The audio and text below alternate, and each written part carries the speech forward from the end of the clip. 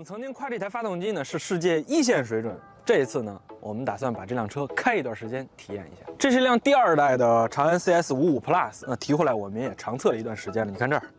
已经蹭了啊！当然不是我蹭的。今天是16度，我们现在在北京。那这段时间我们的长测一直是在城市道路还有封闭的柏油道路上面进行的。那一会儿呢，我们就去那个封闭的道路上，给大家分享一下我们最近的驾驶体验，关于这辆车的动态感受。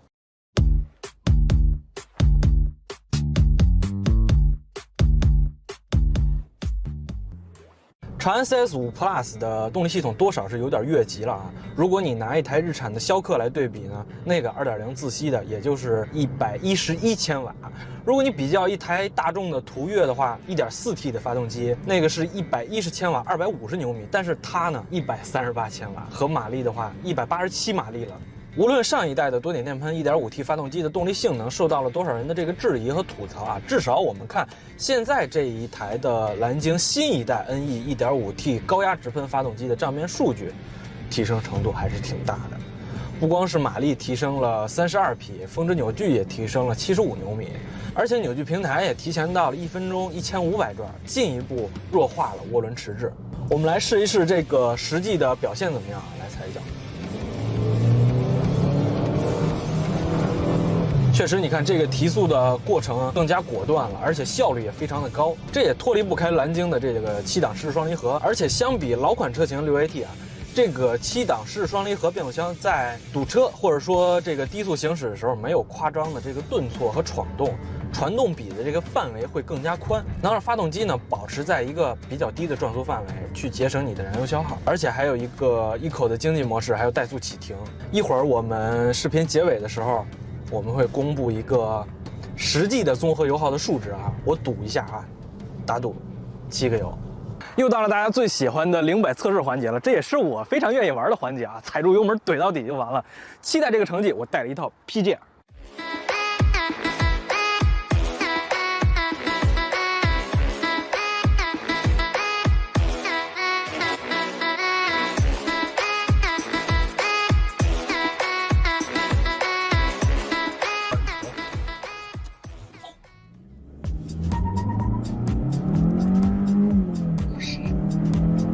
这个换挡很干脆。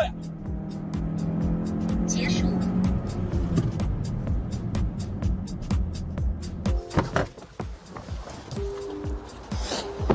8秒14跟官方的8秒12就差0.02秒，而且我觉得啊，假如让我别吃早饭空腹状态下，我能打破官方的那个记录。我们现在起步啊，寻找它的这个涡轮接入点。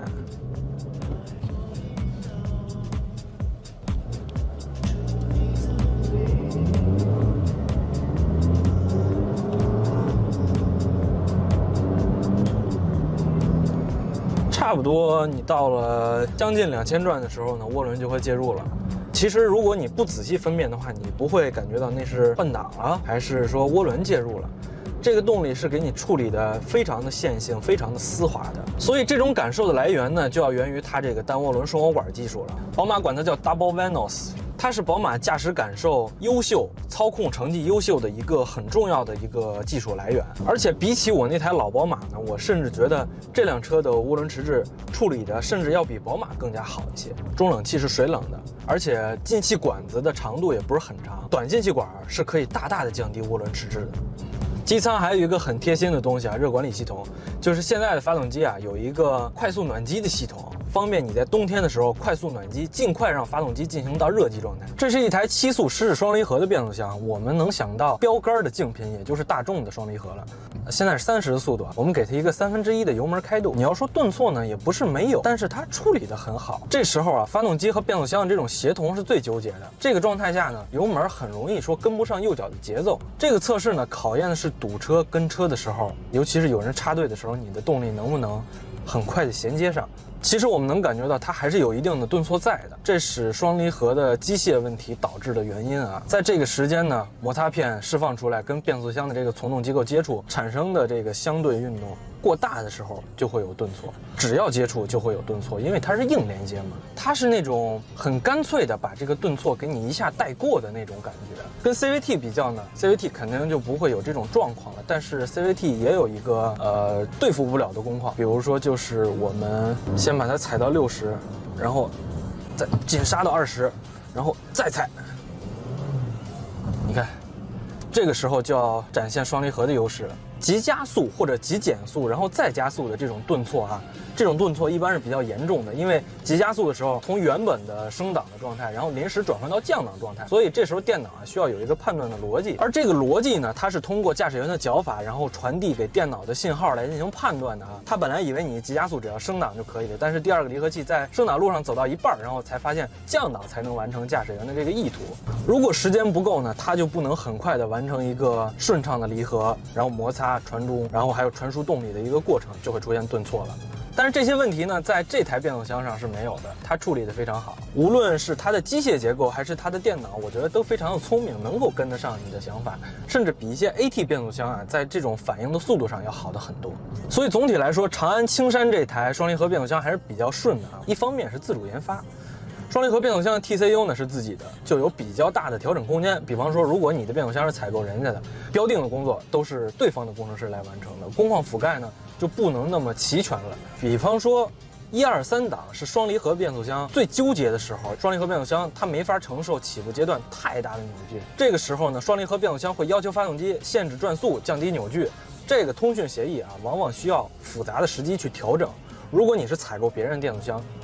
没有人会陪你这样调整的。但是你的自主变速箱拥有知识产权，这个事儿就变得简单了，无非就是2个团队凑一起开个会、加个班的事情。第二个方面啊，中国消费者对平顺性的要求简直是变态级的。格特拉克也提供给雷诺，但是为什么同一个变速箱，欧洲人接受，中国人不接受？中国人啊，对车的第一要求就是平顺。欧洲人开车经常是地板油起步的，可能我们中国的路况不是这样，所以呢，长安青山专门就对此进行了一个变速箱的平顺性调整。也就是说，软件不能解决的问题，通过齿轮倒角做优化，方便更好的平顺性。蓝鲸发动机使用静音链条，还有专属减震弹簧等等的技术手段，它去提升了这个 NVH， 能有效降低，比如说传动系统的共振，还有敲击啦、轰鸣的这种现象。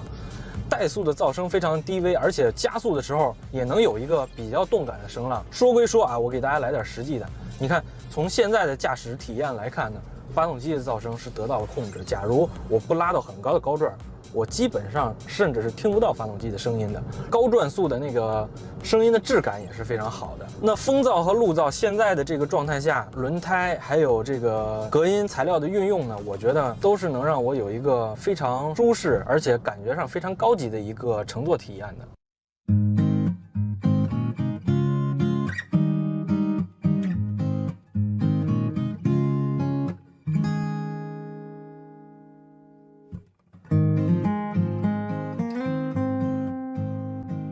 经过了这一系列的测评还有试驾呢，我们给大家揭晓一个我们表显的实际油耗啊。第2代长安 CS55表显的实际油耗是6.6升，这个油耗大家还满意吗？满意的扣1啊，不满意的扣2。在之前的4期节目里呢，我们不光发现它外观漂亮，而且空间和装载能力都非常不错，对女性驾驶员也非常友好，尤其是它的自动驾驶可以和新势力相媲美。那我今天测试之后呢，发现蓝鲸动力真的不虚，而且超低的油耗也是带给你的意外惊喜。所以呢，关于这辆车的其他细节，或者说你还想看什么其他车型的详细测试，欢迎在评论区给我们留言。